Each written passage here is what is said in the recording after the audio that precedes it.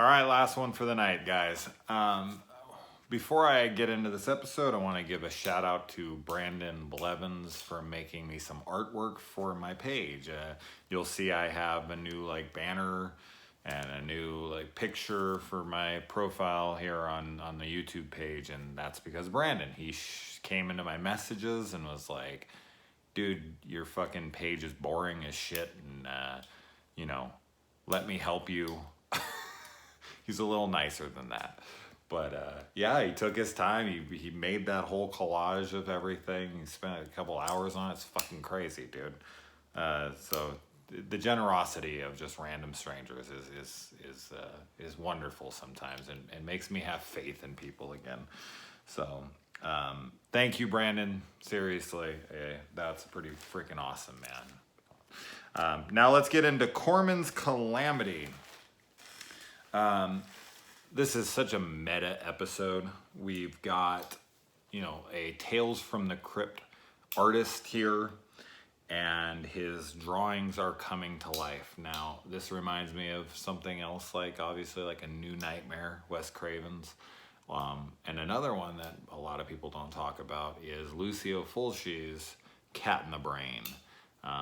It's always great to see writers bring their own selves into stuff. We got Tales from the Crypt artists trying to, do a little bit of a meta episode here, and that's always fun. The guy's wife in this movie is such a pill. She is impossible. The whole thing is a little bit outside. It's super silly. I don't think it's supposed to be. I don't almost think any Tales from the Crypt episode is supposed to be taken seriously. The more I'm watching this, the more I'm realizing, I don't think we're going to see any kind of super straightforward, dead serious episode. They all got a snarkiness to them. They all got, the Crypt Keeper's humor. It's almost like he's taking serious stories and he's spinning them in his own punny way, because he's all about throwing comedy into horrible situations. So I don't know. I guess this is just his rendition of it, since he's the one telling the story. But yeah, his wife. I mean, the fact that he's taking fertility drugs, which is what ends up giving him these superpowers, basically. He's trying to have a kid with this woman. What the fuck is this guy thinking? He's gonna lock himself in with this chick forever? When you have a kid with somebody, you have a commitment with them forever, unless you're a total dickhead and you run out on your kid, which I just can't imagine why you would ever do that. But some people are crazy. And yeah, I can't believe it. Now we have Cynthia Gibb in this episode. Oh, Cynthia Gibb, you beautiful woman, you. Most people would know her from other things. Doesn't matter. What I know her from is Youngblood, because I grew up playing hockey, and any movie with freaking Patrick Swayze. Yeah, a hockey movie with Rob Lowe, Patrick Swayze, and Cynthia Gibb. Fuck yeah, it's a great movie. But the one that I instantaneously, when I see her, my mind is that's it, is Death Warrant with Jean-Claude Van Damme.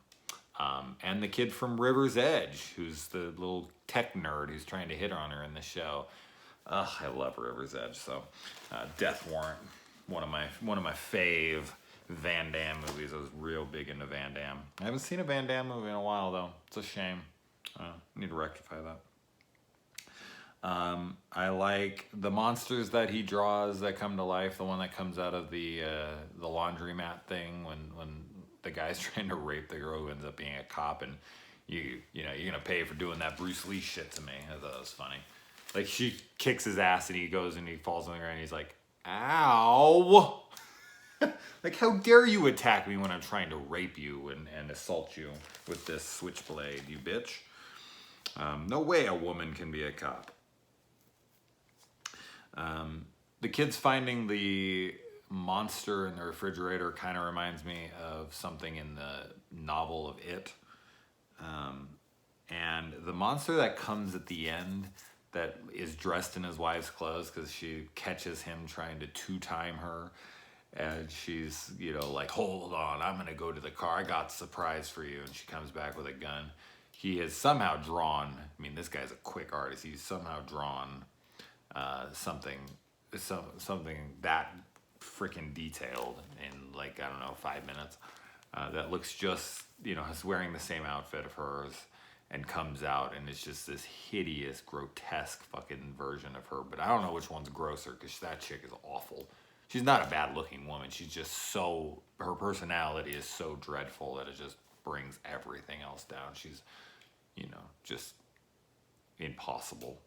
But it reminded me, the monster in this, the very final thing, reminded me of the monster in House with William Catt. I reviewed all 4 of them on my channel months ago. But it just kind of reminded me of that, where you know, it looks like the one where he cuts her head off and then her hand and everything in the movie. House is a great movie. If you haven't seen it for some reason, check it out. And we get weird thing here too. A happy ending.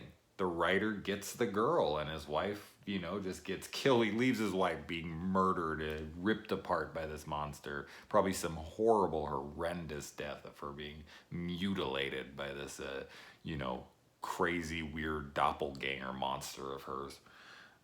So it's a grim ending for her, but like this super, like he's just gonna go, his wife was just murdered and he's just gonna take this new hot chick down to the dinner and be like all, but he drew it that way. So I guess maybe he didn't even have a choice because he illustrated it and his illustrations come to life. So I'm just guessing that this was some writer or you know, yeah, it was just some writer for the show who was fantasizing that day and was like, well, why not one of us just gets the girl and we get rid of our lousy wives? And one of the guys in there was like pitching this idea, have probably a lousy wife at home. And he's like, no, honey, I promise I didn't base this on you. But anyway, guys, this is a fun episode. It's a real fun one. All right, so like it was kind of like a sandwich, like a really cool episode, really lame episode, and a really cool episode, just kind of sandwiched together. So that's all right. 2 out of 3. I'll take those any day. All right, guys. Thank you, Brandon. Okay, seriously, guy. Seriously, buddy. Guy? Why did I say that? What am I, fucking from Canada and South Park? Thanks, buddy. You got it, guy. All right, later.